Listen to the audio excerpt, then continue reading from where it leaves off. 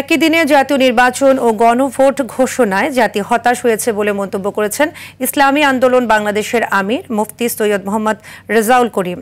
দুপুরে চাঁদপুর সরকারি কলেজ মাঠে আয়োজিত দলটির নির্বাচনী প্রশিক্ষণ কর্মশালায় তিনি এসব মন্তব্য করেন।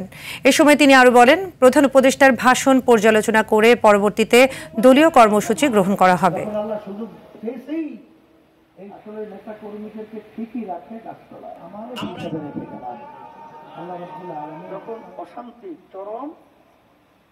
জুলাই সনদের ভিত্তিতে আগে তৈরি হবে, এরপর জাতীয় নির্বাচন হবে।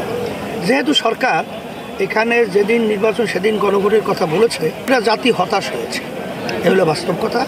কারণ একই দিনে জাতীয় নির্বাচন আর একই দিনে গণভোট, এটা কিন্তু বাস্তবে মানুষকে হতাশা করেছে, এটা কিন্তু ঠিক না।